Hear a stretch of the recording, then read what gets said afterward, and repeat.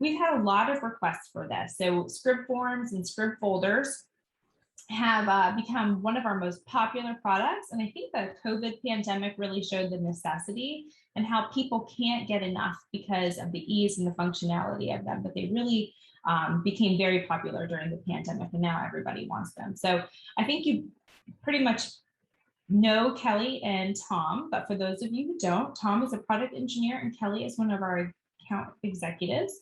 So Tom and Kelly, are you ready to give the people what they want? Sure. All right, thank you. Take it away. Okay, everybody. I am Tom Austin, and I, as she said, is one of the product engineers. And so what we're going to talk a little bit about is script forms. And there's basically two different types we're going to discuss today of forms. And then we're also going to discuss script folders, which is a new product that we're going to kind of discuss and kind of talk about, which is our online cumulative record. So let's go to the first slide, please.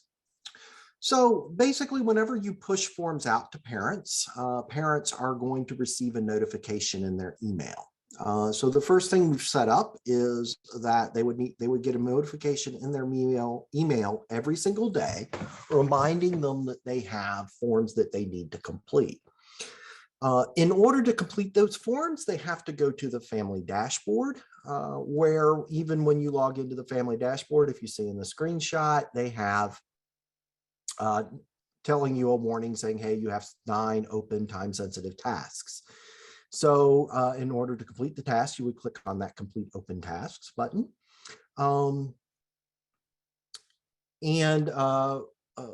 Whenever they log out, they'll also receive an alert.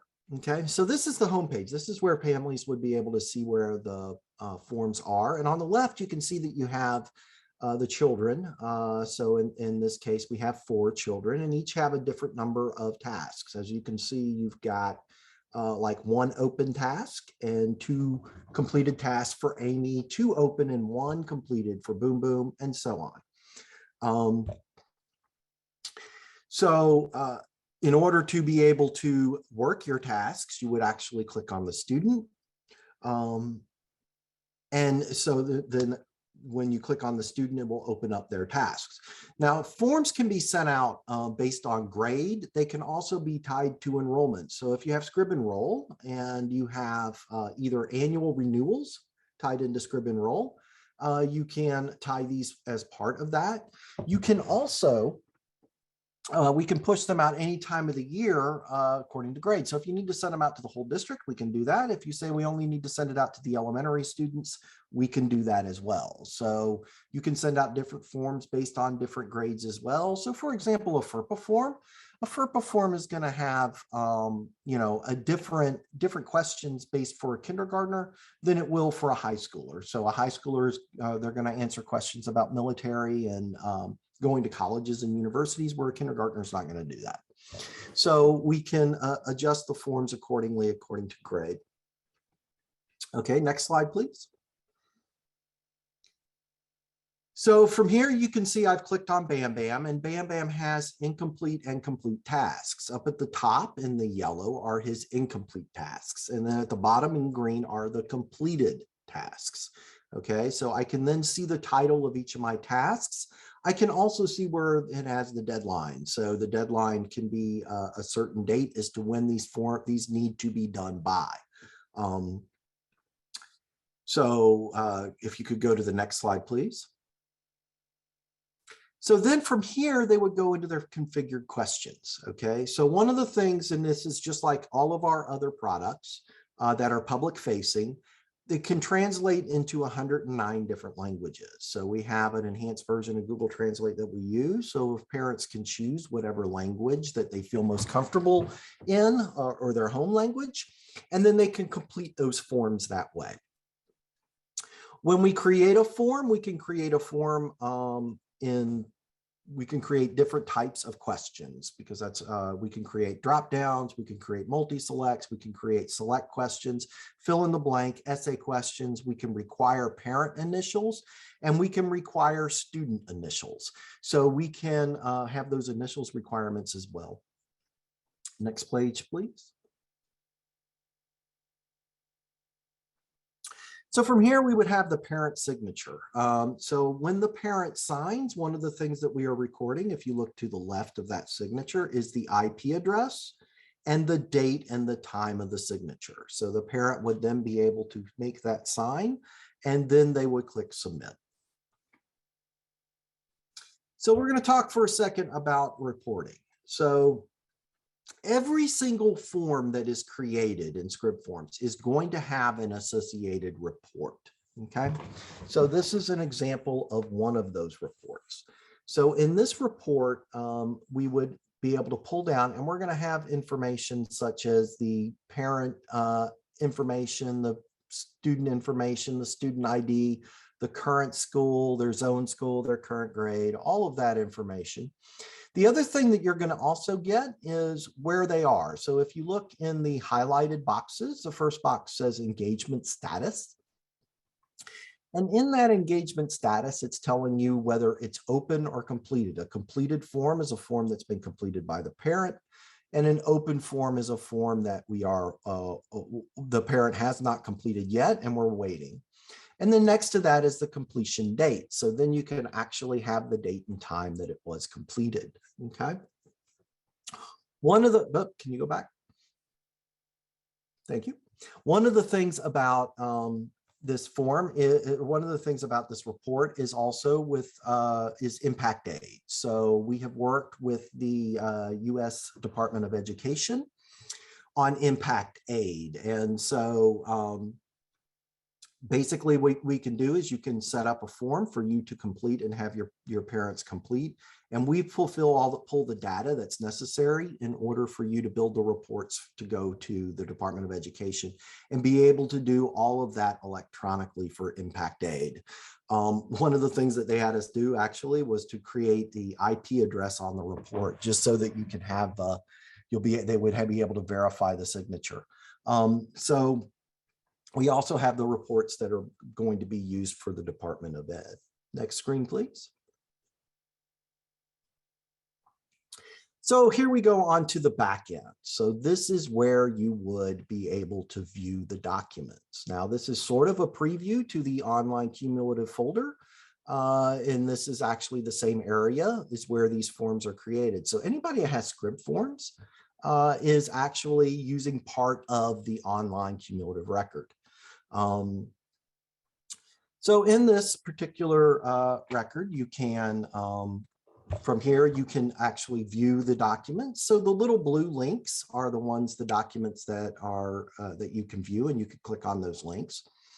To the far right, you can also see where you have open and complete. So you can tell where when a document has been opened and has been completed, and when a document is still waiting for completion. You can also see that there's kind of a little refresh button there. So that little refresh button enables us to be able to send it back to the parent. So if the parent calls and says, hey, I completed this wrong, you can have two options. One of the options is just to resend the form back to the parent so they can correct it. The other option is to send a new form to the parent.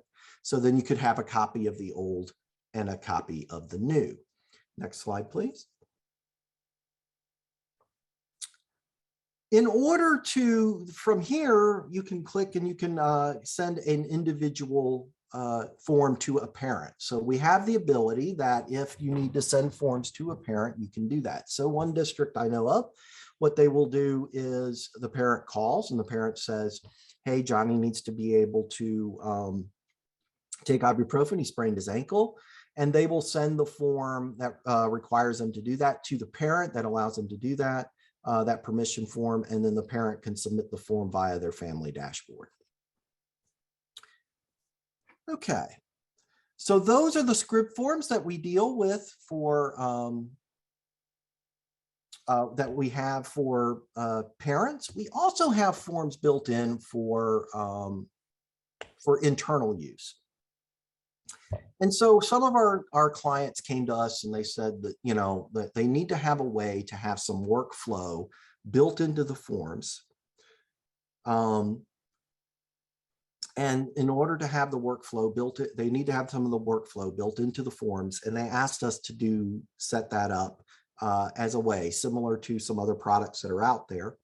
And we were going to do it in a way that it enabled, that wasn't overkill for the district, enabled the district to accomplish what they needed to, but not have more than that in order to keep costs down. So this is an example of one of those forms. These forms are used, for example, Johnston County Public Schools uses it for voluntary, which is, this is an example of that.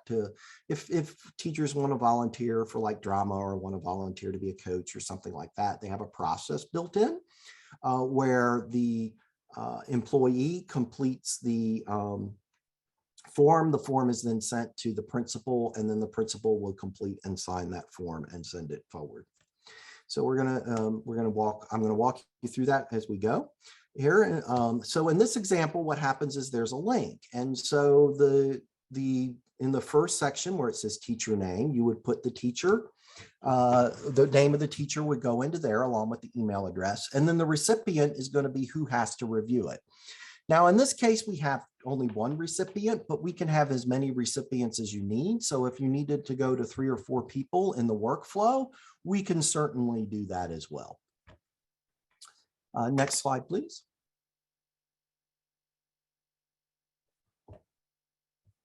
Okay, here you can see where the form is, one of the forms have actually been created. These are PDF forms.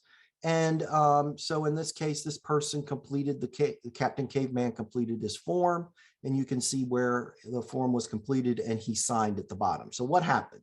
Captain Caveman got an email, got a link in his email. He went into that link, he clicked on the link, and then there was the form. And so he was able to come in and he was able to fill out this form and sign this form. When he submits the form, it then goes to the next person.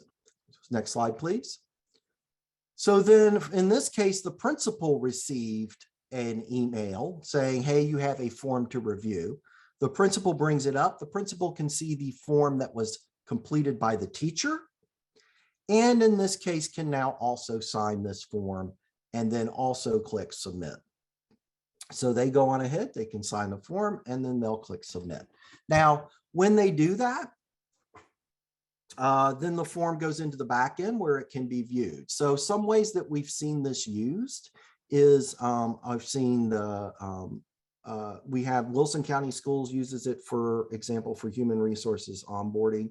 Johnston County Schools uses it for, I think we talked about this. They also use it for SIP. They also use it for contracts with their other users, or contracts with their bus drivers. Okay, so one of the other things that's built into these is also security. So we can make it so that only certain people, so example, only human resources can see the human resource documents, or only an administrator can see documents that may be related to, that may be other private types of documents. So we can sit in, we can put those permissions into place for you.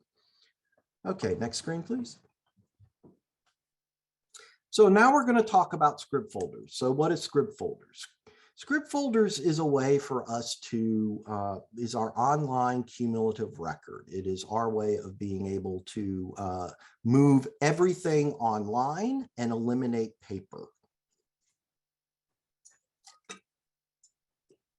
So the first thing that you see here is the student dashboard student list. And so what this is this is a list of all students in the district, okay? And so depending on your school, we're going to assign you to a school. And when you're assigned to that school, then you're only going to be able to see students at your school. You're not going to be able to see students at other schools. Those at the district level, they will be able to see all students in the district, okay? And you can be assigned to multiple schools. And you can also see the next grade level. So for example, the high schoolers that are 9th grade can also search the zone school, the 8th graders that are going to be rising, and be able to see them as well. So they'll be able to actually access the records of the students that are going to be coming into their school. So on here is the list, and through the list, you'll be able to search by dashboard email. So the parent, if the parent has a family dashboard, to use folders, parents don't have to have family dashboards. Folders are totally separate. But if they do have a dashboard, then you can search by their dashboard. You can also search by the student's first name, their last name, or their student ID. Okay, next slide, please. Any way we can zoom Thomas' screen? It's not my screen. There we go. Is that helpful? Okay, from here, we may have a situation where we need to create a student. Okay, so what we're going to do is when we're first going to get a data extract that's going to enable us to create your students into the system. And then if you ever have to add additional students, it's a pretty simple process. You would just simply put the student ID in there, and that little button to the right, that little blue button says look up student. When I click that look up student, it's going to we're going to hit your SIS. And when we hit your SIS, we're then going to auto populate the rest of this data. So you don't have to pull in a lot of data. You just put in the student ID, you click look up student. It's then going to auto populate, and you'll be able to create the student from there. Next slide, please. So this is the cumulative folder, okay? And this is, some of you have already seen this. If you have either forms in Scrib Enroll or Scrib Choice, you can actually get to this section of the student by clicking the eyeball either inside the order itself, or you can go in through the student list that we just saw. So there's divided into different sections. So you have your engagements and communications, which is that first section. That's actually your Scrib forms. We already kind of looked at that. The next section is application and packets. So that's for your enrollment and your choice applications. Those reside there. The next is the Scrib folder documents. Now, Scrib folder documents are used, are documents that we'll be able to upload. And again, we're going to show those in just a moment. Uploaded files. So what's the difference? An uploaded file is a way for you to take a file and upload it to the parent dashboard for the parent to download. So let's say mom or dad brings you a form that needs to be completed. Instead of sending that form back by the child, you can go on ahead and you can use this to be able to send the form to the parent's dashboard for the parent to download. So it just enables you to send a single document to a parent for the parent to be able to have and download. And then you have the work history at the bottom, and the work history records all of the actions. So we're going to go over each one of these sections minus the first because we already went over forms. So next slide, please. So these are your applications and packets. So as you can see from here, you can look at the forms or look at the packets. You can see what type of packet they are. So I can see whether they're a lottery application, an enrollment, a performing arts application, a student transfer, a student withdrawal, whatever those type of forms or applications are that you have, we're going to be able to see those. And you're going to be able to see a requested school. And then the status. In this case, these have all been deleted, but you can have the status of was it approved? Was it was the seat accepted by the parent? If it's a lottery application, for example, did they do a in-district transfer and was that approved? All those different things can be used there. And then you also carry the date that the applications were submitted. Okay, from there, you would click on the link. And when you clicked on the link, you would take you to the application itself, where you could view the application or any attached documents to that application. This next screen, this is actually showing you the document type. So if I needed to upload a document to the file, I have my list of document types here. And as you can see, I've got, in this example, there's a valid ID, there's a health assessment, safe schools form. This is going to be configured based on your district. What are the forms or document types that your district uses? So this is going to be based on those. So depending on what types of documents you use, we're going to create those doc types for you in order for you to be able to upload those documents. Now the screen is too big. So there we go. In order to do that, you would click on that Add Documents button. And when you clicked on that Add Documents button, you would be able to navigate to the document. Okay. And again, in these particular cases, you can assign permissions to each document type. So for example, if it's an IEP and you only want your special services folks to be able to see it, then we could restrict it to them. If it's medical, we can restrict it to where just the nurses are able to see the documents. So you have that ability to put those in. Now, you're not limited to only being able to upload documents individually. We also have ways for you to upload in bulk. You can, in order to upload in bulk, you can, you would be able to print lead sheets to be able to set it up for student records and be able to go in and do it that way. We can also do extracts out of your SIS. So for example, you want to do report cards, we can do extracts out of those report cards and then upload those report cards into the system to the correct students. Next slide, please. So from here is where you would actually be able to view those documents. Okay, so here, as you can see on the left, are the links so that you could click on each of the documents to actually have a view of them. And then you can see on the right, you can see the uploaded date and time that they were uploaded and who uploaded them. So whoever uploads the documents, it's also going to register that person.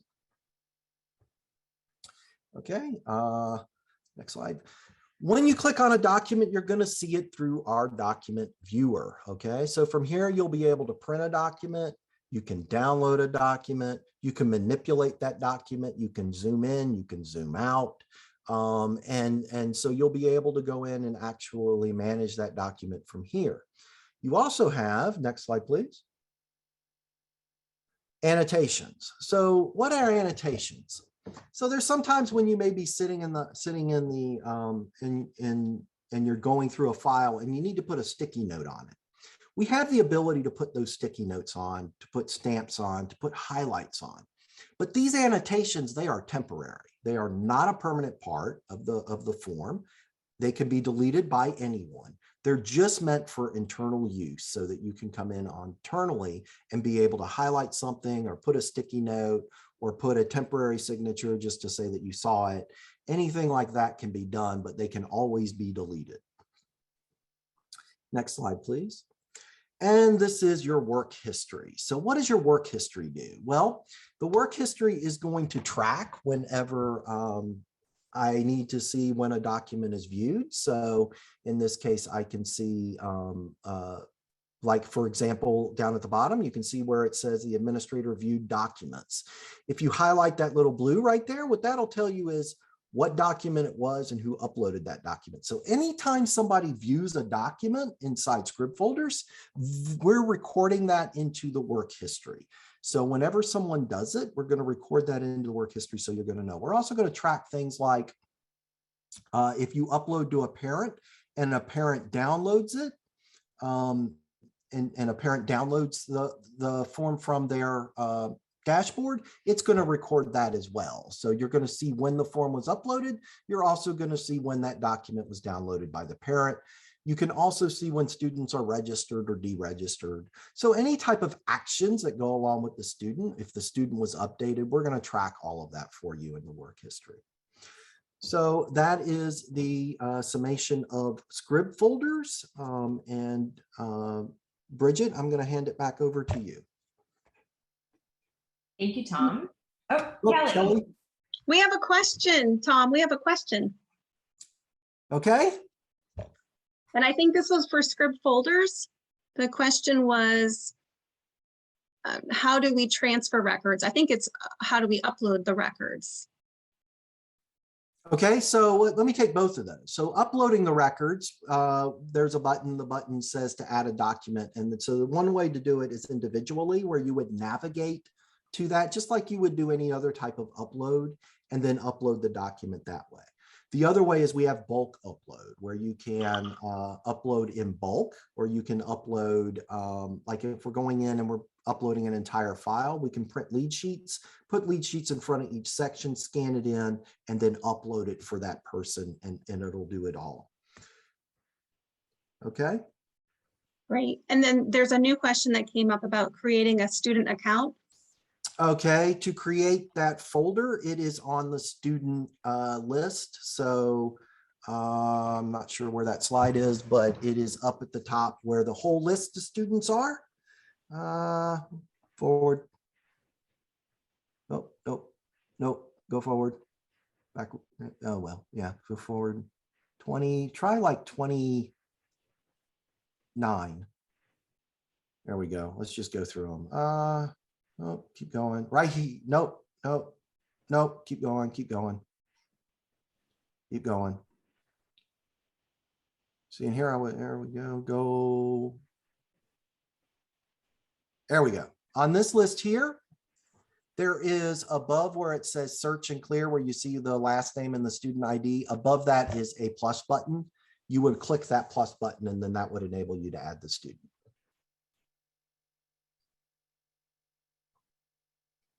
And then I saw what happens if.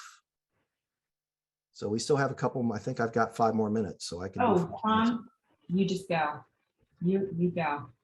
I go? We're still dealing with a technical issue, so you just go right ahead because this is working. And there's also a bulk upload question too. Okay, so bulk upload, 2 different ways to bulk upload. Wait a minute. I couldn't turn my camera on before. There we go. Now you can see me. That's my fault. I can see me and everything. Y'all see, I got the spooky background. Anyway, so first way to bulk upload, there's 2 different ways that we can bulk upload. Okay, the first way is to use the lead sheets that I talked about, where you'll be able to print those per student. So we can go in, I can print my lead sheets and then put those in front of the different sections of the file. So let's say I've got 20 files from students. I can print the lead sheets for those students. And then let's say I have things like registration, and I have IEP, and I have, report cards. I can put those lead sheets in front of each one of those sections and then scan all 10 students at once. And when I scan them at once, then we can upload those into the system into script folders. So that's one way. The second way to do it is by document type. So let's say I'm extracting data out of my SIS and I'm extracting out the report cards. What we can do is take those report cards, you would put them in a zip file. The report card, the name of the document would need to be a student ID, but most SISs, that's not a problem. You can export them out with the student ID. And then we upload it, and then based on the student ID, it will go out and go into the correct student. Now, if the student doesn't exist in the system, it's not a problem. We have a report on the back end where you'll be able to go in and actually create the student, because it'll show you the student doesn't exist and you can create the student from there. Again, very easily, student ID, click a button, auto-populates, students created. Any other questions? Because obviously we need more questions. There are. Oh, I see lots of questions. Not tough ones. We can't have tough ones on the. That's right. Kelly's filtering all those out. No tough questions. So this is geared towards current student. Okay.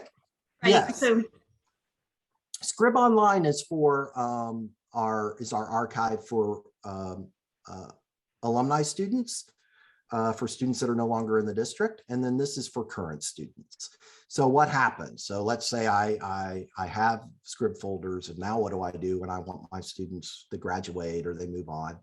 Well, then we would move them into Scrib Archive, and fortunately, they're going to be one and the same here very, very soon. So right now we can transition it out, but we're getting ready. Tomorrow, I'm actually doing a sneak peek 5-minute presentation on the new Scrib Online. And that is going to be fully and completely integrated seamlessly with the current Scrib folder. So your students that they're alumni students or your former students will all go into Scrib Online, and your current students would remain in Scrib folders, but they will all be in the same place. It's just going to be the interface will be different. Great. There's a couple questions about more specifically uploading files that are current records. Do you want to talk a little bit about matriculation? Yes. So I think I understand what you're saying. So I hope. So the first way that we're matriculating those files is when I talk about the lead sheets, and I hope I feel like I'm repeating myself, but they have barcodes on them. So the barcode lead sheets go in front of the section. So when the system uploads it, it reads that barcode lead sheet and says, oh, okay, this is Johnny's file, and this is Johnny's registration document, or this is Johnny's report card, or this is Johnny's IEP. And then it will upload into the system that way. When we're doing the matriculation from the bulk upload side, if, for example, coming out of the SIS, it's going to go by that student ID. And so it's going to go match the student ID to student ID. And if there is not a match, then it comes up on an error report for you to check to be able to see if you need to create a student. Great. Is there a page limit or file size limit for these uploads? Currently, no, there is not. I don't see, no, there is not a file size limit.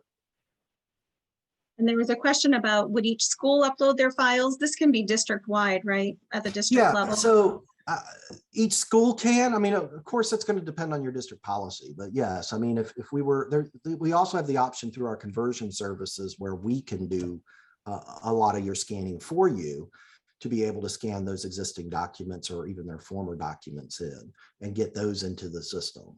We can do it, we have a scanning bureau, which is AIS, which will be discussed later in the later today, or tomorrow. Is it tomorrow or today, Bridget?